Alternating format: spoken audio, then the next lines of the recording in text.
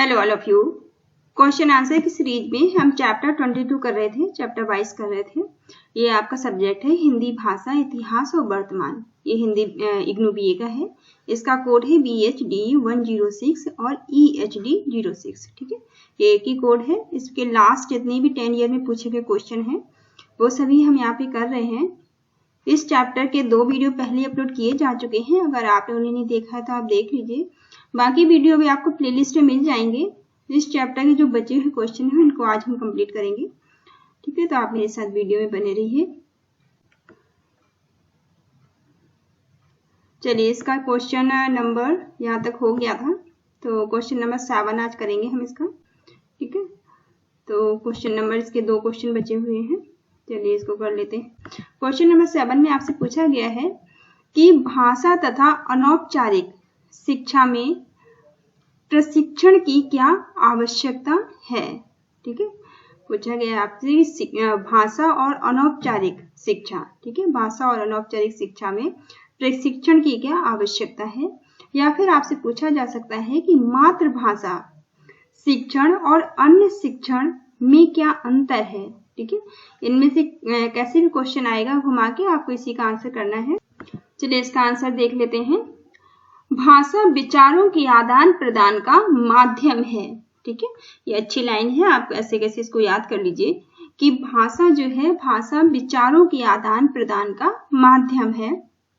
अगर हमारे पास कोई भाषा नहीं होगी तो हम अपनी विचार एक दूसरे से शेयर नहीं कर पाएंगे। अतः भाषा व्यवहार के 2 पक्ष देखे जा सकते हैं। ठीक है, भाषा व्यवहार के 2 पक्ष हम देख सकते हैं, ग्रहण तथा अभिव्यक्ति। ठीक है, ये 2 पक्ष क्या क्या हो सकते हैं। ग्रहण करना, जो कोई आपको कुछ कह रहा है तो आप उसे समझें, और दूसरा है अभिव्यक्ति की आप अपनी बात को दूसरे तक पहुंचा सकें, अपने विचारों को अभिव्यक्त कर सकें। विचार, भाव तथा अर्थ का ग्रहण सुनकर, और आप किसी के विचार को, भाव, उसके भाव को और उनके अर्थ को आप ग्रहण करते हैं सुनकर और पढ़कर। ठीक है, ये सब चीजें आपको कैसे पता चलती हैं। या तो कोई आपसे कहता है, आप सुनते हैं, या फिर कहीं पढ़ते हैं, इसे आप सुनकर या पढ़कर ग्रहण कर सकते हैं। इसी प्रकार विचार या भाव की अभिव्यक्ति बोलकर, लिखकर की जा सकती है। ठीक है, अपने विचारों को भी आप दूसरे तक पहुंचाने के लिए या तो आप बोलकर अपने विचार पहुंचा सकते हैं, या फिर आप लिखकर अपने विचार पहुंचा सकते हैं दूसरों तक। भाषा की इस 4 कुशलताओं में सुनकर अर्थ ग्रहण करने तथा बोलकर अभिव्यक्ति करने का संबंध मौखिक भाषा से है। ठीक है, 4 हमने कुशलताएं सीखी थी भाषा की, जिनमें इन 4 कुशलताओं में से भाषा की इन 4 कुशलताओं में सुनना। ठीक है, आप किसी की बात को सुनते हैं, उसका अर्थ समझते हैं, उसे ग्रहण करते हैं, या फिर बोलकर, ठीक है, बोलकर अपनी विचारों को दूसरों तक पहुंचाते हैं। ये दोनों क्या कहलाएंगे, ये मौखिक रूप है। ठीक है, तो ये कौशल का क्या कौन सा रूप हो जाएगा, मौखिक रूप हो जाएगा, सुनना और बोलना। पढ़कर अर्थ ग्रहण करने तथा लिखकर अभिव्यक्ति करने के विचार के विकास का संबंध भाषा के लिखित रूप से है। ठीक है, जब आप किसी चीज को पढ़कर उसका अर्थ ग्रहण करते हैं और लिखकर अपनी अभिव्यक्ति, अपने विचारों को दूसरे तक पहुंचाते हैं, तो ये भाषा का कौन सा रूप हो जाता है, ये लिखित रूप हो जाता है। भाषा की इन आधारभूत कुशलताओं का विकास भाषा शिक्षण का महत्वपूर्ण उद्देश्य है। इसके अतिरिक्त मातृभाषा शिक्षण का उद्देश्य भाषा और साहित्य का ज्ञान प्रदान करना भी है। इसके अंतर्गत भाषा के तत्वों, विषय वस्तु, रचना के विभिन्न रूपों तथा साहित्य की विविध विधाओं का ज्ञान प्राप्त करने का उद्देश्य रखा जाता है, किंतु सृजन और सराहना मातृभाषा शिक्षण के मुख्य उद्देश्य बन गए हैं। ठीक है, सृजन और सराहना जो है ये मातृभाषा शिक्षण के मुख्य उद्देश्य बन गए हैं। परिणाम स्वरूप मातृभाषा परिणाम स्वरूप मातृभाषा परीक्षण की साहित्यमुखी बन गई है।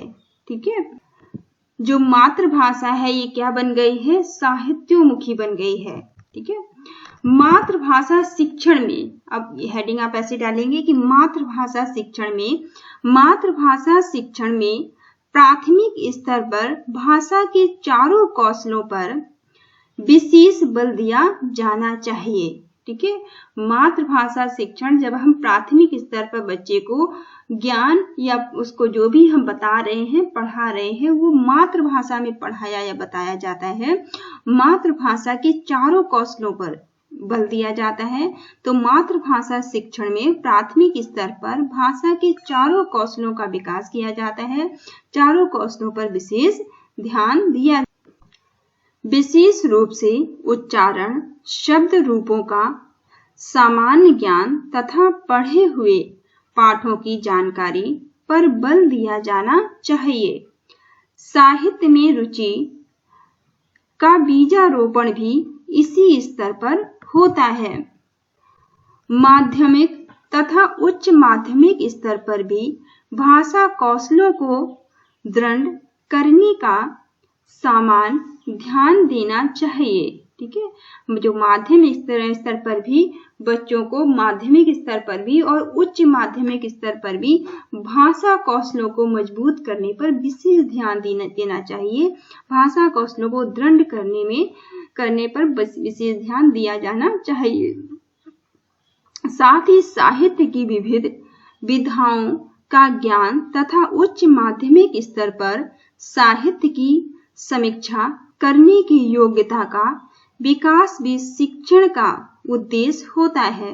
स्वतः रचना करने की योग्यता का विकास भी शिक्षण का उद्देश्य होता है। प्रशिक्षण कार्यक्रमों में इन पर बल दिया जाना चाहिए। प्राथमिक स्तर के मातृभाषा शिक्षकों के प्रशिक्षण के लिए राज्य सरकारों द्वारा संस्थाओं की स्थापना की गई है। इन संस्थाओं में विशिष्टता के आधार पर प्रशिक्षण की नियुक्ति की जानी चाहिए। ऐसे व्यक्तियों की प्रशिक्षण कार्य में रुचि को आधार बनाया जाना चाहिए। यही स्थिति माध्यमिक शिक्षकों के लिए निर्धारित प्रशिक्षण महाविद्यालयों की भी है। जरूरत इस बात की है कि प्रशिक्षण कार्य में लगे भाषा अध्यापकों को आधुनिकतम भाषा वैज्ञानिक पद्धतियों तथा नई संकल्पनाओं की जानकारी नियमित रूप से दी जाए ताकि भाषा शिक्षण कार्य अधिक प्रासंगिक तथा सुदृढ़ हो सके। ठीक है, तो भाषा पर विशेष जोर दिया जाना चाहिए। दूसरा इसमें पॉइंट आपको दिया गया है अन्य भाषा शिक्षण। ठीक है, दूसरी भाषा शिक्षण के बारे में क्या बता रहे हैं कि बालक मातृभाषा को सहज ही सीख लेता है। ठीक है, जो भी किसी की भी जो मातृभाषा होगी उसे वो सहज ही आसानी से सीख लेता है, जबकि अन्य भाषा का सीखना प्रयत्नपूर्ण सीखने पर निर्भर करता है। ठीक है, जब भी हम दूसरी भाषा सीखते हैं तो उसके लिए हमें प्रयास करने पड़ते हैं और अपनी मातृभाषा को हम स्वतः ही सीख जाते हैं। अन्य भाषा सीखते समय छात्र को अत्यंत सावधानी से नई आदतों को सीखना होता है। ऐसा करते हुए छात्र मातृभाषा के तथ्यों को अन्य भाषा में खोजने की कोशिश करता है। यही कारण है कि अन्य भाषा सीखने में अनेक कठिनाइयां आती हैं।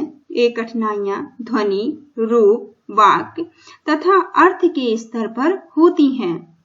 इसके लिए दो भाषाओं की तुलना कर उनमें समान और असमान तत्वों का पता लगाया जाना चाहिए। इसे व्यक्ति की भाषा विज्ञान कहते हैं। तो इसे क्या कहते हैं? व्यतिरेकी भाषा विज्ञान कहते हैं। इसके आधार पर सिखाने का कार्य आसानी से किया जा सकता है। जब भी आप किसी बच्चे को जब कोई भी चीज आप उसकी मातृभाषा में बताएंगे तो वो आसानी से सीख पाएगा। प्रशिक्षण व्यवस्था की दृष्टि से देखें तो फिलहाल अन्य भाषा के प्रशिक्षण की व्यवस्था प्रशिक्षण संस्थाओं में नहीं के बराबर है। इस व्यवस्था में परिवर्तन की आवश्यकता है। इस हेतु प्रशिक्षण संस्थाओं में नए सिरे से भाषा शिक्षण की जरूरतों पर विचार किया जाना चाहिए तथा उनके लिए एक विभिन्न पाठ्यक्रम का निर्माण किया जाना चाहिए। पहले से जो अध्यापक अन्य भाषा शिक्षण का कार्य कर रहे हैं उनके लिए सेवाकालीन विशेष प्रशिक्षण कार्यक्रम आयोजित किए जाने चाहिए। नेक्स्ट पॉइंट इसमें है अनौपचारिक शिक्षा में प्रशिक्षण। ठीक है, अनौपचारिक शिक्षा में प्रशिक्षण। अनौपचारिक शिक्षा कार्यक्रम और अनौपचारिक स्कूल में पर्याप्त सामान्यताएं हैं। ठीक है, अनौपचारिक शिक्षा कार्यक्रम और जो अनौपचारिक स्कूल में पर्याप्त सामान्यताएं हैं। स्कूली बच्चों का पाठ्यक्रम पूरी तरह पूर्व निर्धारित होता है।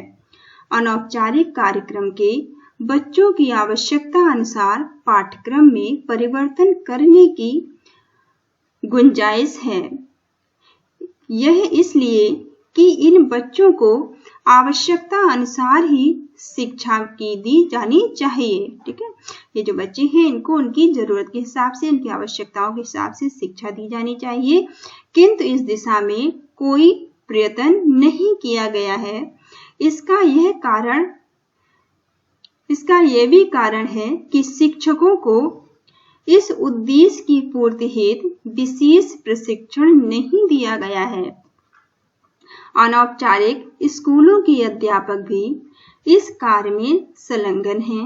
ऐसे शिक्षक सामान्य प्रशिक्षण प्राप्त होते हैं, किंतु कोई अन्य व्यक्ति भी अनौपचारिक शिक्षा केंद्र पर प्रेरक नियुक्ति किया जा सकता है। ऐसे प्रेरकों के लिए राष्ट्रीय शिक्षा नीति 1986 में विशेष प्रशिक्षण का निर्देश दिया गया है।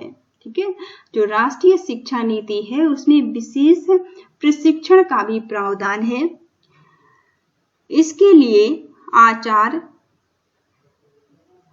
राममूर्ति कमेटी ने अनौपचारिक शिक्षा के शिक्षकों को सह शिक्षक कहा है और उनके लिए इंटर्नशिप मॉडल पर प्रशिक्षण देने का सुझाव भी दिया है।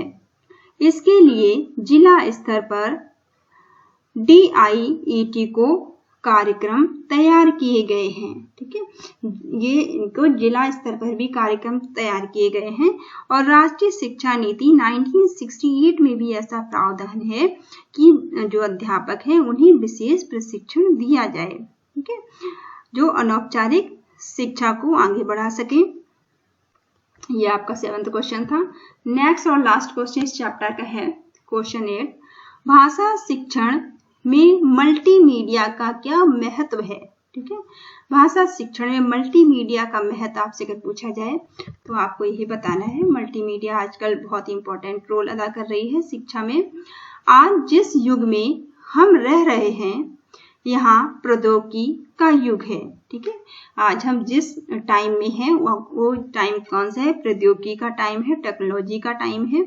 कंप्यूटर हमारे जीवन के प्रत्येक क्षेत्र को प्रभावित कर रहा है। आज के समय में कंप्यूटर, मोबाइल और इंटरनेट के बिना हम अपनी लाइफ की कल्पना भी नहीं कर सकते और बहुत से ऐसे जटिल कार्य हैं जो अब आसान हो गए हैं। भाषा शिक्षण में भी कंप्यूटर की विशिष्ट भूमिका है। ठीक है, अब एजुकेशन में कंप्यूटर का, टेक्नोलॉजी का विशेष स्थान है। कंप्यूटर वास्तव में एक बुद्धिमत्तापूर्ण दृश्य श्रव्य माध्यम है। ठीक है, कंप्यूटर से हम सुन सकते हैं, मीडिया क्लिक देख सकते हैं। एनिमेशन से किसी विषय की रोचक प्रस्तुति कंप्यूटर के द्वारा अब संभव है। कंप्यूटर की इन सभी क्षमताओं को मल्टीमीडिया बहुमाध्यम के रूप में जाना जाता है। मान लीजिए अगर किसी अन्य भाषा के छात्र या किसी विदेशी छात्र को देवनागरी लिपि सिखानी है तो हम परंपरागत विधि से श्यामपट्ट फ्लैश कार्ड का प्रयोग कर सकते हैं, किंतु कंप्यूटर पर इन कार्यक्रमों को प्रस्तुत करने के लिए रंग, ग्राफिक्स, ध्वनि, एनिमेशन आदि सभी सुविधाएं उपलब्ध हैं। हम देवनागरी लिपि के वर्ण को आकार समानता के आधार पर वर्गों में बांट सकते हैं। ठीक है, कहने का मतलब ये है कि हम कंप्यूटर, मल्टीमीडिया और एनिमेशन की सहायता से हम चीजों को इंटरेस्टिंग बना सकते हैं, रोचक बना सकते हैं। ठीक है, जैसे गा, मा, ना, वा, रा, सा, ए, वा, का, खा आदि जैसे अक्षर यहाँ पे लिखे हुए हैं। प्रत्येक वर्ग की प्रारंभिक या आधारभूत वर्ण को लेकर उसके स्ट्रोक का विश्लेषण करके उसे कंप्यूटर स्क्रीन पर इस प्रकार प्रस्तुत किया जा सकता है कि सीखने वाले को उसकी रूप रचना का रोचक ढंग से ज्ञान हो जाएगा। साथ ही उच्चारण शिक्षण में भी कंप्यूटर काफी सहायक हो सकता है। छात्र अपना उच्चारण रिकॉर्ड कर सकता है और कंप्यूटर उसके उच्चारण का आदर्श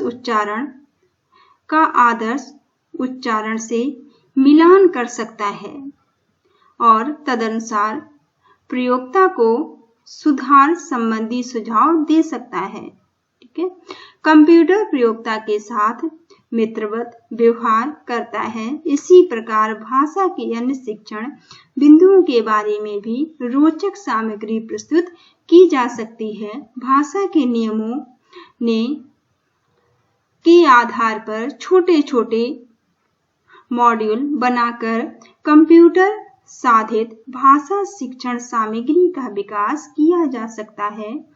मातृभाषा में भी कंप्यूटर जहां विषय सापेक्ष सामग्री की प्रस्तुतिकरण में सहायक हो सकता है, वहीं सामान्य भाषा शिक्षण कार्यों में भी योगदान दे सकता है।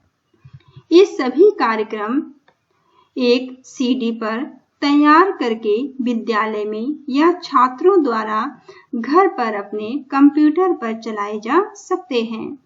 आजकल तो पुस्तकों के साथ सीडी भी उपलब्ध होने लगी है। इनके शब्द खोजने और सूचना संग्रहण काफी आसान हो गया है। कंप्यूटर की सहायता सभी प्रकार के शिक्षण कार्यक्रमों में ली जा सकती है। अब कंप्यूटरों की उपलब्धता गांवों तक जाने का सरकार का लक्ष्य है। अन्य आवश्यक एवं उपयोगी कार्यक्रम में हम टीवी के ज्ञान दर्शन कार्यक्रम को ले सकते हैं।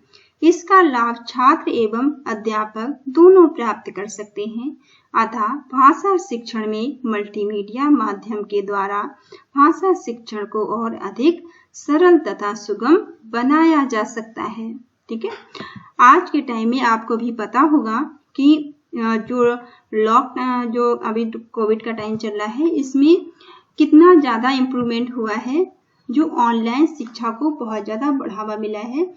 तो यहाँ भी हम कंप्यूटर, मोबाइल फोन, इंटरनेट का यूज करके अपनी एजुकेशन को लगातार बनाए हुए हैं, कंटिन्यू किए हुए हैं। ठीक है, तो अब आपको ये चीजें अच्छे समझ में आ गई होंगी कि कंप्यूटर का, मोबाइल फोन का और इंटरनेट का, मल्टीमीडिया का, इन सारी चीजों का एजुकेशन में भी बहुत ही महत्वपूर्ण योगदान है। ठीक है, इस तरह के क्वेश्चन को आप अपने बेसिक ज्ञान के आधार पर भी अगर लिखेंगे तब भी आपको अच्छे नंबर मिल जाएंगे। ठीक है। चलिए ये चैप्टर तो आपका यहाँ पे खत्म होता है।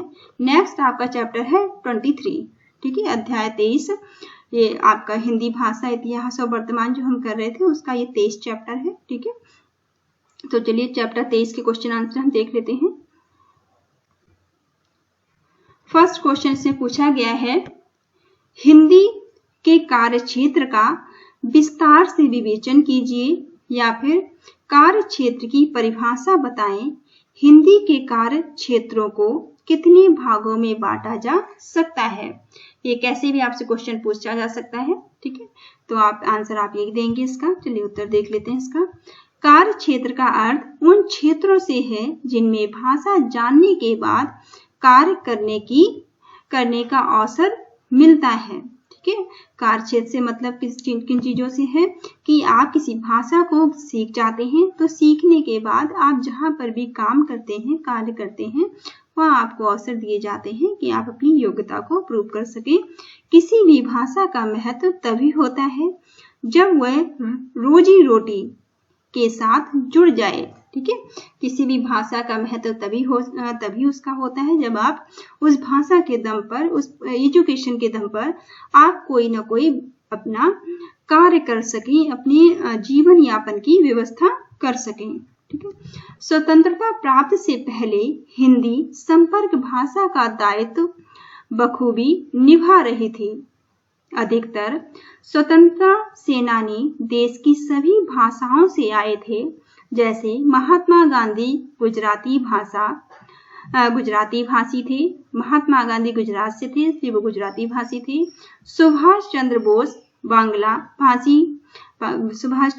तो थे, वो बांग्ला भाषी थे, बंगाल से थे, क्योंकि सुब्रमण्यम भारतीय तमिल भाषी थे। सभी ने परस्पर संपर्क की भाषा को राष्ट्रभाषा का दर्जा दिया, ठीक है। इन सभी ने जो इनकी जो परंपरागत संपर्क की भाषा थी उसे इन्होंने राष्ट्रभाषा बनाया। दूसरा क्षेत्र साहित्य का था, ठीक है। दूसरा क्षेत्र जो था वो साहित्य का था, जिसने हिंदी खड़ी बोली को बोली से भाषा बना दिया था, ठीक है। दूसरा क्षेत्र किस क्षेत्र था? साहित्य का था, ठीक है। यहाँ पे खड़ी बोली बोली जाती थी, जिसने हिंदी को बोली से भाषा बना दिया था। लगभग 200 वर्षों के साहित्य सृजन से मानक हिंदी अपने पुराने रूप से अलग उभर कर आई।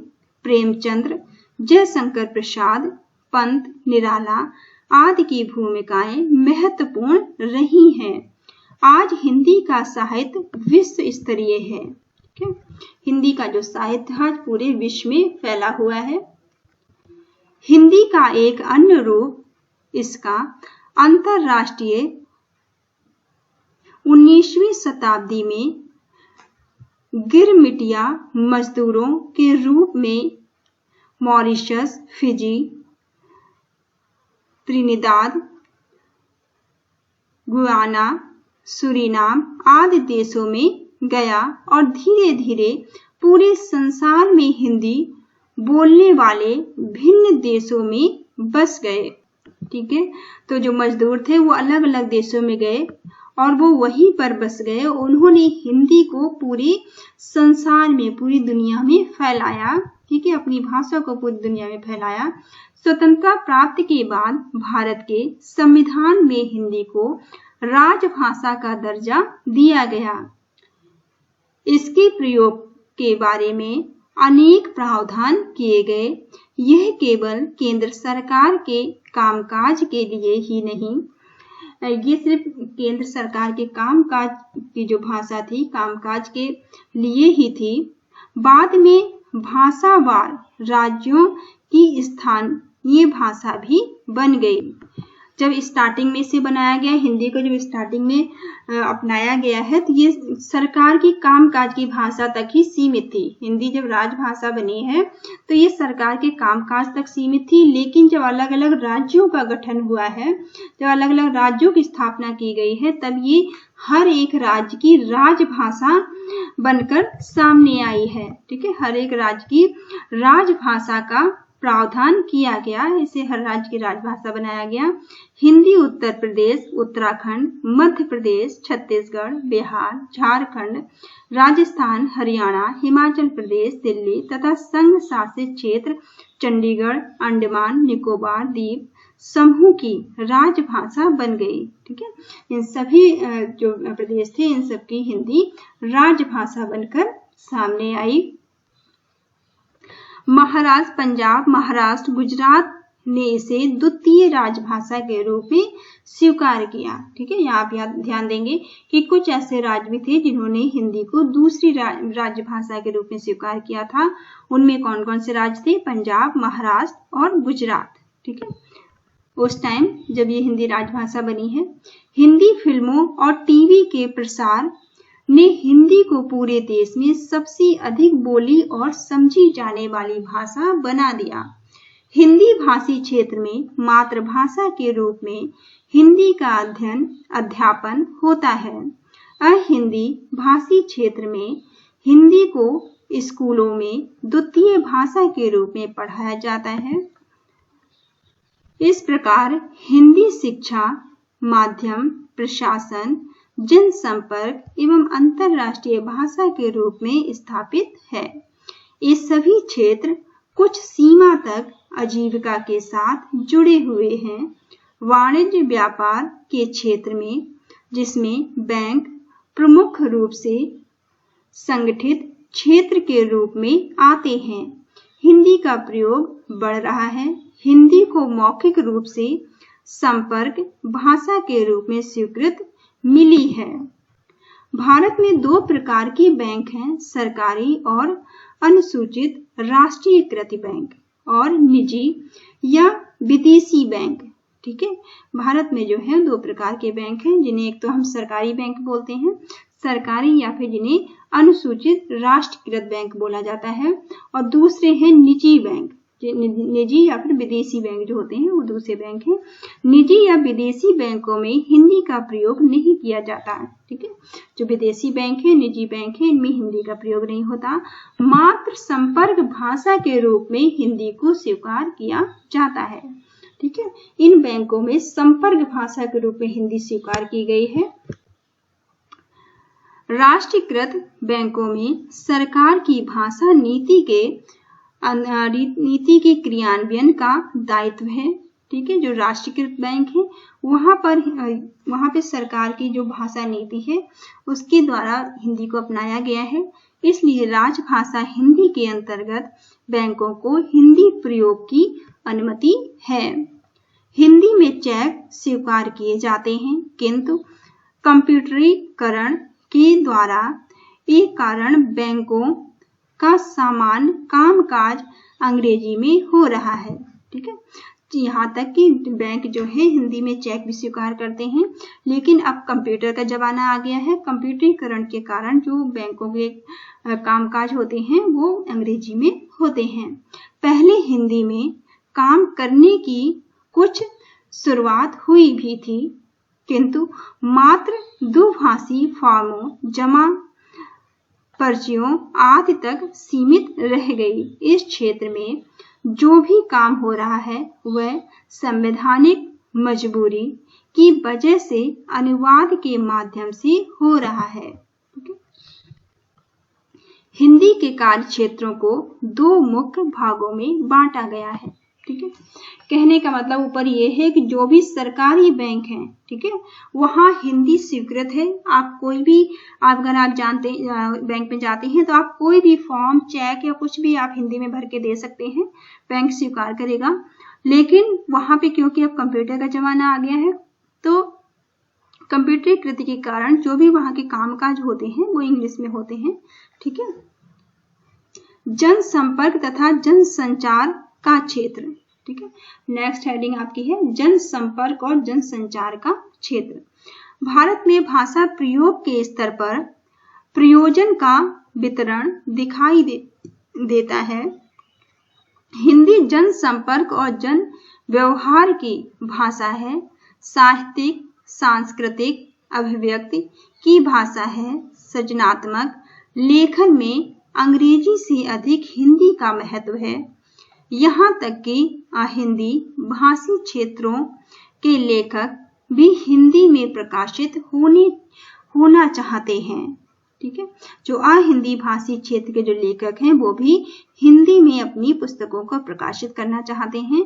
फिल्म, रेडियो, दूरदर्शन के कार्यक्रमों में हिंदी का मुख्य स्थान है। आज विश्व की विशेषकर हॉलीवुड की अंग्रेजी फिल्मों हिंदी में या डब की जाती हैं। ठीक है, आज जितनी भी हॉलीवुड की फिल्में हैं वो भी हिंदी में डब की जाती हैं। आपको पता होगा कि हॉलीवुड की फिल्में भी आप हिंदी में देख सकते हैं। हिंदी जो अंग्रेजी फिल्में हैं उन्हें हिंदी में डब करके दिखाया जाता है या उन्हें हिंदी टाइटल दिए जाते हैं। ठीक है, उन्हें हिंदी टाइटल भी दिए जाते हैं। यह बहुत बड़ा कार्यक्षेत्र हो सकता है। विदेशी फिल्मों को हिंदी में डब करने का काम अंग्रेजी से हिंदी तथा अन्य विदेशी भाषाओं से हिंदी में अनुवाद की क्षमता की अपेक्षा रखता है। आजीविका का अन्य प्रमुख क्षेत्र जनसंचार का है। ठीक है, आजीविका का जो दूसरा प्रमुख क्षेत्र है किसका है? जनसंचार का है। यह अधिक नियोजित क्षेत्र है। समाचार पत्रों पत्रिकाओं का पूरे भारत में हिंदी में प्रकाशन होता है। अंग्रेजी समाचार पत्रों की अपेक्षा हिंदी समाचार पत्रों की पाठकों की संख्या बहुत ज्यादा है। आजीविका अर्जन की दृष्टि से अंग्रेजी पत्रकारिता का क्षेत्र अधिक उन्नत और समृद्ध है। ठीक है, अगर हम आजीविका की बात करें, रोजगार की बात करें, तो आजीविका अर्जन की दृष्टि से जो अंग्रेजी पत्रकारिता का क्षेत्र है वो अधिक उन्नत और समृद्ध है। ठीक है, हिंदी पत्रकारिता में अभी व्यावसायिकता और स्तरीयता की कमी दिखाई देती है। बड़े बड़े समाचार पत्रों से समृद्ध जनसंचार शिक्षा संस्थान स्थापित हो रहे हैं और छात्रों को स्तरीय शिक्षा और रोजगार के अवसर मिल रहे हैं। पत्रकारिता के क्षेत्र में विकास और स्थिरता का संबंध उच्च शिक्षा से है। यदि अन्य क्षेत्रों में शिक्षा का विकास होगा तो पत्रकारिता का विकास स्वतः हो जाएगा। ठीक है, अगर शिक्षा का विकास होगा तो पत्रकारिता का भी विकास अपने आप ही हो जाएगा। दूसरा पॉइंट आपको दिया गया है प्रयोजन मूलक तथा शैक्षिक क्षेत्र। ठीक है, दूसरा पॉइंट क्या है? प्रयोजन मूलक तथा शैक्षिक क्षेत्र। भाषा के प्रयोजन मूलक क्षेत्रों में विभिन्न प्रयोग क्षेत्रों में भाषा का प्रयोग अत्यधिक महत्वपूर्ण है। विधि, प्रशासन, वाणिज्य, व्यापार, विज्ञापन, तकनीकी आदि विभिन्न प्रयोजनों के क्षेत्र हैं। विधि का क्षेत्र एक सार्वजनिक क्षेत्र है। ठीक है, जो कानून का क्षेत्र है वो कैसा क्षेत्र है? वो एक सार्वजनिक क्षेत्र है।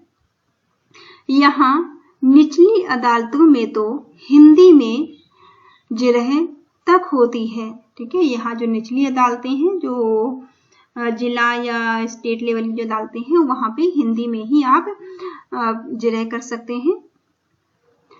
और कुछ न्यायाधीश हिंदी में निर्णय भी लिखते हैं। ठीक है, कुछ ऐसे न्यायाधीश भी हैं जो निर्णय भी हिंदी में ही लिखते हैं, किंतु मुख्य रूप से इस क्षेत्र में अंग्रेजी का ही बोलबाला है। लेकिन हम अगर मेनली बात करें, अगर हम कानून की अगर मेनली बात करें तो यहाँ पर इंग्लिश का ही बोलबाला है। ठीक है, जितने भी सुप्रीम कोर्ट होते हैं, हाई कोर्ट होते हैं, यहाँ पूरा कामकाज जो है इंग्लिश में होता है।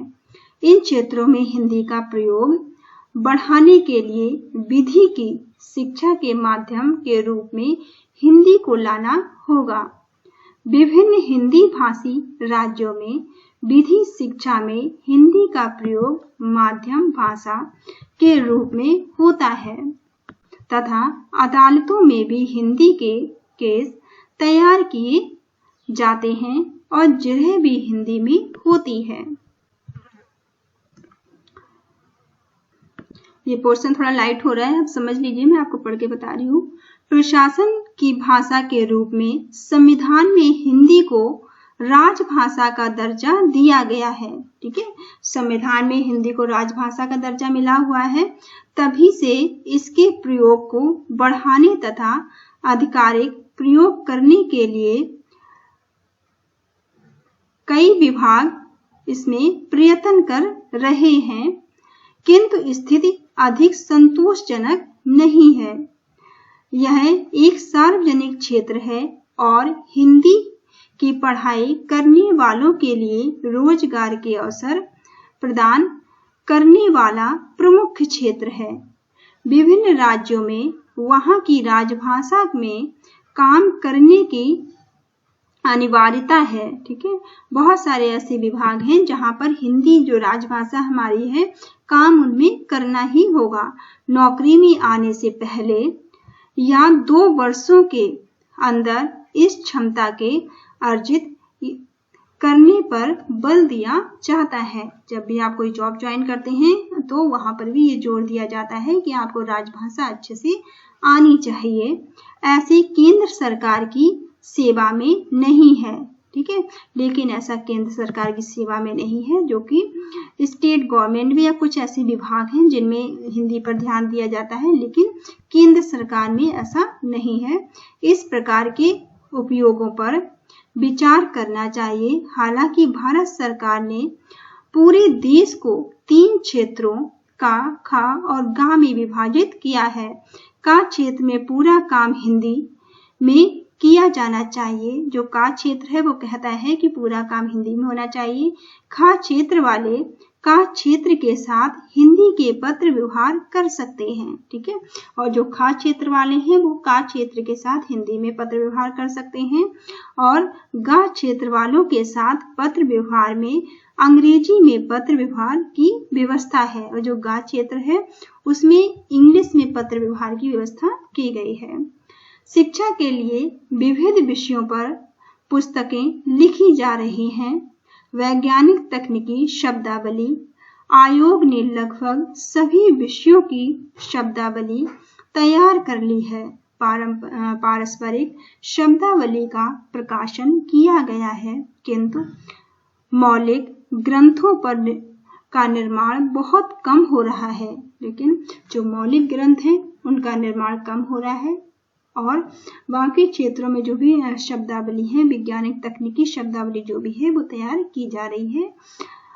इस स्थिति में परिवर्तन तभी आएगा जब प्राथमिक स्तर से लेकर उच्च शिक्षा स्तर तक हिंदी में प्रशिक्षित लोग आएंगे, हिंदी माध्यम से सेवा परीक्षाओं में उत्तीर्ण होंगे और अनुवाद से स्थान पर मौलिक रूप से हिंदी में काम करेंगे। ठीक है, वो अनुवाद की जगह जब वो मौलिक रूप से हिंदी में काम करेंगे तभी हिंदी को बढ़ावा मिलेगा। कहने का मतलब ये है कि यहाँ पर हिंदी को किस तरह से बढ़ाया जाए, किस तरह से हिंदी का प्रचार प्रसार किया जाए, इसमें क्या क्या कार्य किए जाने चाहिए, उन सभी पर यहाँ पे जोर दिया गया है। तो ये फर्स्ट क्वेश्चन आपका इस चैप्टर 23 का खत्म होता है। यहाँ पे नेक्स्ट क्वेश्चन हम नेक्स्ट वीडियो में कर लेंगे, क्योंकि ये वीडियो काफी बड़ा हो गया है। ठीक है, यहाँ से क्वेश्चन नंबर 2 से हम दूसरे वीडियो में करेंगे। तो thank you all of you, thank you for watching. आप मेरे चैनल को लाइक करिए, शेयर करिए, सब्सक्राइब करिए, और अगर आप किसी और सब्जेक्ट का वीडियो बनवाना चाहते हैं तो आप मुझे कमेंट करके बता सकते हैं। Thank you all of you, thank you for watching.